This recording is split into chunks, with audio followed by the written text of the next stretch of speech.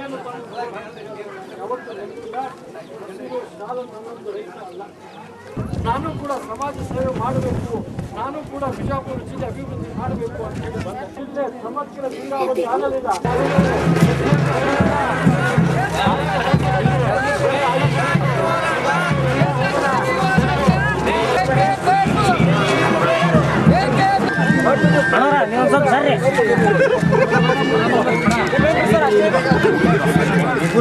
ದಿನಗಳಿಂದ ಬಿಜಾಪುರ ಜಿಲ್ಲೆಯ ಸಮಗ್ರ ನೀರಾವರಿಗೆ ಆಗ್ರಹಿಸಿ ಲಕ್ಷಾಂತರ ಜನ ರೈತರು ಬೀದಿಗಿಳಿದು ಹೋರಾಟವನ್ನು ಮಾಡ್ತಾ ಇದ್ದಾರೆ. ಸ್ವಾತಂತ್ರ್ಯ ಬಂದಾಗಲಿಂದ ಇವತ್ತಿನವರೆಗೂ ಬಿಜಾಪುರ ಜಿಲ್ಲೆ ಬರಗಾಲದಿಂದನೇ ಬಂದಿದೆ. ಇವತ್ತು ದನಕರುಗಳಿಗೆ, ಕುರಿಗಳಿಗೆ, ಮನುಷ್ಯರಿಗೆ ಕುಡಿಯೋದಕ್ಕೂ ಕೂಡ ನೀರಿಲ್ಲ. ಎಲ್ಲ ಕೆರೆಗಳು ಬತ್ತಿ ಹೋಗಿದೆ. ಜನ ಗೋವಾ ಮತ್ತು ಮಹಾರಾಷ್ಟ್ರಕ್ಕೆ ಗುಳೆ ಹೋಗ್ತಾ ಇದ್ದಾರೆ. ಮುಂಗಾರಿನ ಮಳೆ ಇಲ್ಲದೇ ಮುಂಗಾರಿ ಬೆಳೆ ಸಂಪೂರ್ಣವಾಗಿ ನಾಶವಾಗಿ ಹೋಗಿದೆ. ಹಿಂಗಾರಿ ಬೆಳೆ ಕೂಡ ಸಂಪೂರ್ಣವಾಗಿ ನಾಶ ಆಗಿದೆ. ಇಲ್ಲಿ ಯಾವುದೇ ರೀತಿಯಾದಂಥ ಸರ್ಕಾರ ಕೂಡ ಇಲ್ಲ. ಸರ್ಕಾರ ಇದ್ದರೂ ಕೂಡ ನಮ್ಮ ಜಿಲ್ಲೆಗೆ ಮಾತ್ರ ಈ ಸರ್ಕಾರ ಇಲ್ಲವಾಗಿದೆ. ಕಾರಣ ಇಷ್ಟೇ, ಈ ವರ್ಷದ ಬಜೆಟ್ನಲ್ಲಿ ಬಿಜಾಪುರ ಜಿಲ್ಲೆಯ ಸಮಗ್ರ ನೀರಾವರಿಗೆ ಒಂದೇ ಒಂದು ರೂಪಾಯಿಯನ್ನು ಯಡಿಯೂರಪ್ಪನವ್ರ ಸರ್ಕಾರ ತೆಗೆದಿಟ್ಟಿಲ್ಲ. ಇದರಿಂದ ನಮ್ಮ ಜಿಲ್ಲೆಯ ರೈತರು ಆಕ್ರೋಶಗೊಂಡಿದ್ದಾರೆ. ಮುಂದೆ ಬರುವಂಥ ಬೆಳಗಾವಿ ಅಧಿವೇಶನದಲ್ಲಿ ಬಿಜಾಪುರ ಜಿಲ್ಲೆಗೆ ವಿಶೇಷವಾದಂತಹ ಪ್ಯಾಕೇಜನ್ನು ಬಿಡುಗಡೆ ಮಾಡಬೇಕು. ಬಿಜಾಪುರ ಜಿಲ್ಲೆಯ ಸಮಗ್ರ ನೀರಾವರಿ ಯೋಜನೆ ಬಹುತೇಕವಾಗಿ ಚಿಮ್ಮಲ್ಗಿ ನೀರಾವರಿ ಯೋಜನೆ ಮತ್ತು ಮುಳವಾಡ ನೀರಾವರಿ ಯೋಜನೆ, ಗುತ್ತಿಬಸವಣ್ಣ ನೀರಾವರಿ ಯೋಜನೆ, ಕೆರೆ ತುಂಬತಕ್ಕಂಥ ಯೋಜನೆ, ದೋಣಿ ಹೂಳೆತ್ತಕ್ಕಂಥ ಯೋಜನೆ, ಇವೆಲ್ಲ ಯೋಜನೆಗಳನ್ನು ಸರ್ಕಾರ ತಕ್ಷಣ ಮಂಜೂರಾತಿಯನ್ನು ಕೊಡೋದಕ್ಕೆ ಬಜೆಟ್ನಲ್ಲಿ ಕನಿಷ್ಠ 2,500 ಕೋಟಿ ರೂಪಾಯಿಗಳನ್ನು ತಕ್ಷಣ ಬಿಡುಗಡೆ ಮಾಡಬೇಕು. ಇಲ್ಲದೆ ಹೋದರೆ ಬಿಜಾಪುರ ಜಿಲ್ಲೆಯ ರೈತರು ವಿಧಾನಸೌಧವರೆಗೂ ಕೂಡ ನಾವು ಪಾದಯಾತ್ರೆಯಲ್ಲಿ ಬರ್ತೇವೆ ಮತ್ತು ವಿಧಾನಸೌಧವನ್ನು ಮುತ್ತಿಗೆ ಮಾಡ್ತೇವೆ ಅಂತಕ್ಕಂಥ ಎಚ್ಚರಿಕೆಯನ್ನು ಕೂಡ ಸರ್ಕಾರಕ್ಕೆ ಈ ಮೂಲಕ ಕೊಡಲಿಕ್ಕೆ ನಾನು ಇಷ್ಟಪಡ್ತೀನಿ.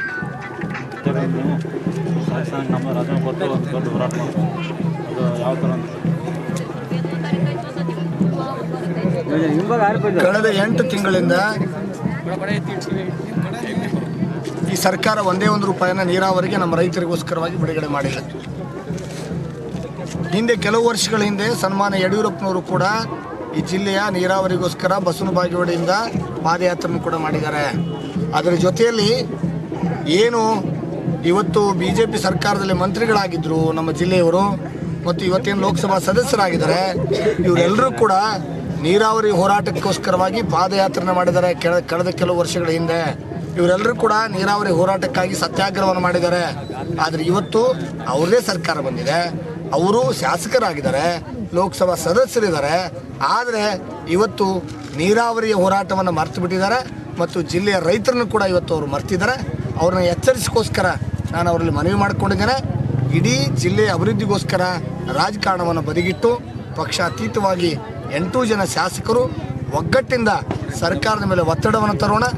ಒಂದು ವೇಳೆ ಸರ್ಕಾರ ಇದಕ್ಕೆ ಬಗ್ಗದೆ ಹೋದರೆ ನಾವೆಲ್ಲರೂ ಕೂಡ ಸಾಮೂಹಿಕವಾಗಿ ರಾಜೀನಾಮೆ ಮಾಡಿ ಜಿಲ್ಲೆಯ ರೈತರ ಹಿತದೃಷ್ಟಿಯಿಂದ ಬೀದಿಗಿಳಿದು ಹೋರಾಟ ಮಾಡೋಣ. ಎಲ್ಲಿವರೆಗೆ ಈ ಜಿಲ್ಲೆಯ ಸಂಪೂರ್ಣ ನೀರಾವರಿ ಆಗೋದಿಲ್ಲ ಅಲ್ಲಿವರೆಗೆ ನಾವೆಲ್ಲರೂ ಕೂಡ ಅಧಿಕಾರದ ಕುರ್ಚಿಯನ್ನು ಕೂಡ ತ್ಯಾಗ ಮಾಡೋದಕ್ಕೆ ನಾವು ಸಿದ್ಧರಾಗೋಣ ರೈತರ ಪರವಾಗಿ ಅಂತೇಳಿ ನಾನು ಕರೆಯನ್ನು ಕೊಟ್ಟಿದ್ದೇನೆ. ಎಲ್ಲ ಪಕ್ಷದ ಒಪ್ಪಿಗೆ ಅದನ್ನು ಅವ್ರನ್ನೇ ಕೇಳಬೇಕು. ಪೀಡಿತ ಜಿಲ್ಲೆ ಅಂತ ಘೋಷಿತವಾಗಿದೆ. ಅತಿ ಹಿಂದುಳಿದ ಜಿಲ್ಲೆ ಯಾವುದಾದ್ರೂ ಇದ್ದರೆ ಅದು ಬಿಜಾಪುರ ಜಿಲ್ಲೆ ಅಂತ. ನಾವು ಒಂದು ಐತಿಹಾಸಿಕ ಜಿಲ್ಲೆ ಆದರೂ ನಾವು ಖ್ಯಾತವಾಗಿರೋದು ಒಂದು ಬರಗಾಲ ಪೀಡಿತ ಜಿಲ್ಲೆ ಅಂತಲೇ ಖ್ಯಾತರಾಗಿದ್ವಿ. ಹಲವಾರು ವರ್ಷಗಳಿಂದ ಆಲಮಟ್ಟಿ ಅಣೆಕಟ್ಟು ಕಟ್ಟೋದು ಮುಗಿದ ಮೇಲೆ, ಆಲಮಟ್ಟಿ ಅಣೆಕಟ್ಟನ್ನು ಕಟ್ಟೋದನ್ನು ಮುಗಿದ ಮೇಲೆ ನಮ್ಮ ಜನರಿಗೆ ಪರಿಹಾರ ಸಿಗುತ್ತೆ, ನಮ್ಮ ರೈತರಿಗೆ ಪರಿಹಾರ ಸಿಗುತ್ತೆ, ನಮ್ಮ ಭಾಗದ ಜನರಿಗೆ ನೀರು ಸಿಗುತ್ತೆ ಅಂಥೇಳಿ ಎಲ್ಲ ಒಂದು ಆಸೆ ಭಾವನೆ ಇತ್ತು. ಇವತ್ತು ಆಲಮಟ್ಟಿ ಅಣೆಕಟ್ಟು ಕಟ್ಟಾಗಿದೆ, ನೀರು ಎಲ್ಲ ಕಡೆ ಹೋಗ್ತಾ ಇದೆ. ಆದರೆ ಬಿಜಾಪುರ ಜಿಲ್ಲೆ ಸಾವಿರಾರು ಎಕರೆ ಜಮೀನನ್ನು ತ್ಯಾಗ ಮಾಡಿದೆ. ಬಿಜಾಪುರ ಜಿಲ್ಲೆಯ ಜನ ಸಾವಿರಾರು ಎಕರೆ ಜಮೀನನ್ನು ತ್ಯಾಗ ಮಾಡಿದ್ದಾರೆ. ಆದರೆ ಬಿಜಾಪುರ ಜಿಲ್ಲೆಗೆ ನೀರಿಲ್ಲ. ನೀರು ಬಿಜಾಪುರಿನ ಆಲ್ಮಟ್ಟಿ ಅಣೆಕಟ್ಟಿಂದ ಎಲ್ಲೂ ಹೋಗ್ತಾ ಇದೆ, ಗುಲ್ಬರ್ಗಾಗೆ ಹೋಗ್ತಾ ಇದೆ, ರಾಯಚೂರಿಗೆ ಹೋಗ್ತಾ ಇದೆ. ಇನ್ನೂ ಹಲವಾರು ಏತ ನೀರಾವರಿಗಳ ಏನು ಯೋಜನೆಗಳಿದೆ ಅದು ಸರ್ಕಾರ ಅನುಷ್ಠಾನಕ್ಕೆ ಕೂಡಲೇ ತರಬೇಕು. ಶಾಶ್ವತ ಪರಿಹಾರ ಈ ಒಂದು ಭಾಗದ ಜನರಿಗೆ ಕೊಡಬೇಕು. ಅದಕ್ಕೆ ಸರ್ಕಾರ ಬಜೆಟ್ನಲ್ಲಿ, ಹೈವೇದಲ್ಲಿ ಇದರಲ್ಲಿ ಮೀಸಲಿಡಬೇಕು. ಇದು ನಮ್ಮ ಹೋರಾಟದ ಒಂದು ಪ್ರಶ್ನೆ. ಈ ಭಾಗದ ಜನರು ರೈತರಿಗೆ ನೀರಿಲ್ಲ, ಸಮಗ್ರ ನೀರಾವರಿ ಆಗಬೇಕು, ಇದು ಒಂದು ಭಾಗ. ಇನ್ನೊಂದು ಭಾಗ, ಈ ಭಾಗದ ಜನರು ಕುಡಿಯೋ ನೀರಿಗೆ ತತ್ತರಿಸ್ತಾ ಇದ್ದಾರೆ. 15 ದಿವಸ ಆದ್ರೂ ಒಂದು ದಿವಸ ನೀರು ಬರೋದಿಲ್ಲ ಬಿಜಾಪುರ ನಗರಿಗೆ. ಹಳ್ಳಿಗಳಿಗೆ ಬಿಡಿ 5-5 ಕಿಲೋಮೀಟ್ರ್ ನಮ್ಮ ಮಹಿಳೆಯರು ನೀರು ತರಕ್ಕೆ ಹೋಗ್ತಾ ಇದ್ದಾರೆ. ಅದು ಒಂದು ಪರಿಹಾರವನ್ನು ಕೊಡಬೇಕು, ಶಾಶ್ವತ ಪರಿಹಾರವನ್ನು ಕೊಡಬೇಕು. ಬೆಂಗಳೂರಿಗೆ ನೀವು ನೀರು ಬೇಕಂದರೆ ಕಾವೇರಿಯಿಂದ 1ನೇ ಹಂತ, 2ನೇ ಹಂತ, 3ನೇ ಹಂತ ಸಾವಿರಾರು ಕೋಟಿ ರೂಪಾಯಿ ವೆಚ್ಚ ಮಾಡ್ತಾ ಇದ್ದೀರಿ. ಬಿಜಾಪುರ ಜಿಲ್ಲೆ ಆಲ್ಮಟ್ಟಿ ಅಣೆಕಟ್ಟಾಗಿದೆ. ಆ ಬಿಜಾಪುರ ಜಿಲ್ಲೆಯ ಆಲ್ಮಟ್ಟಿ ಅಣೆಕಟ್ಟಿನ ನೀರು ಬಿಜಾಪುರ ಜಿಲ್ಲೆಯ ಕುಡಿಯೋ ನೀರಿಗೋಸ್ಕರ ಬಿಜಾಪುರ ಜಿಲ್ಲೆಯ ಜನರಿಗೆ ಹೋಗಬೇಕು. ಅದು ಹೋಗಲಿಲ್ಲ ಅಂದರೆ ಈ ಹೋರಾಟ ಸಂಪೂರ್ಣವಾಗಿ ಬೆಂಗಳೂರಿನವರೆಗೂ ಹೋಗ್ತದೆ. ಇದು ಶಾಶ್ವತ ಪರಿಹಾರ ಸಿಗುವವರೆಗೂ ಈ ಹೋರಾಟ ನಿಲ್ಲಲ್ಲ ಅಂತೇಳಿ ನಾವು ಇವಾಗ ಈ ಒಂದು ಪಾದಯಾತ್ರೆಯನ್ನು ನಡೆಸ್ತಾ ಇದ್ವಿ. ಭಾಳ ಒಂದು ದೊಡ್ಡ ಬೆಂಬಲ ನಮಗೆ ಜನರು, ರೈತರಿಂದ ಸಿಗ್ತಾ ಇದೆ. ಮಹಿಳೆಯರು, ರೈತರು, ಯುವಕರು, ಪುಟಾಣಿ ಮಕ್ಕಳು, ಭಾಳ ಹಿರಿಯ ನಾಗರಿಕರು, 80 ವರ್ಷ 90 ವರ್ಷದ ಹಿರಿಯ ರೈತರು, ಏನಂತಾರೆ ಅಂಗವಿಕಲರು ಇದರಲ್ಲಿ ಭಾಗವಹಿಸ್ತಾ ಇದ್ದಾರೆ. ಗುರಿಗಳು, ಎತ್ತುಗಳು ಮತ್ತು ಹಸುಗಳು ಎಲ್ಲ ಈ ಒಂದು ಭಾಗದಲ್ಲಿ ಪ್ರತಿಗೆ ಭಾಗವಹಿಸ್ತಾ ಇದ್ದಾರೆ ಈ ಒಂದು ಪಾದಯಾತ್ರೆಯಲ್ಲಿ. ಇದರಲ್ಲಿ ಏನು ಸಂದೇಶ ಅಂದರೆ, ಬಿಜಾಪುರ ಜಿಲ್ಲೆ ಅತಿ ಹಿಂದುಳಿದ ಜಿಲ್ಲೆ ಆದರೂ, ಬಂಗಾರದಂಥ ಇಲ್ಲಿ ಜಮೀನಿದ್ರೂ, ಬಿಜಾಪುರಿನ ಜನ ಮುಗ್ಧರಿದ್ರೂ ಇವತ್ತು ಜಾಗೃತರಾಗಿದ್ದಾರೆ, ಇವತ್ತು ಹೋರಾಟಕ್ಕೆ ಸಿದ್ಧರಾಗಿದ್ದಾರೆ. ಯಾವ ಜಿಲ್ಲೆ ಇಂದಿರಾ ಗಾಂಧಿಗೆ ಬಂಗಾರದಲ್ಲಿ ತುಲನೆ ಮಾಡಿದರು, ಯಾವ ಜಿಲ್ಲೆ ನಿಜಲಿಂಗಪ್ಪ ಅವರಿಗೆ ಬಂಗಾರದಲ್ಲಿ ತೂಕ ಮಾಡಿದರು, ಇವತ್ತು ಆಗಿದ್ದಾರೆ, ಹೋರಾಟಕ್ಕೆ ಸಿದ್ಧರಾಗಿದ್ದಾರೆ. ಈ ಹೋರಾಟಕ್ಕೆ ಪ್ರತಿಫಲ ಸಿಗುತ್ತೆ ಅಂತ ನಾವು ಭಾವನೆ ಮಾಡ್ತೀವಿ.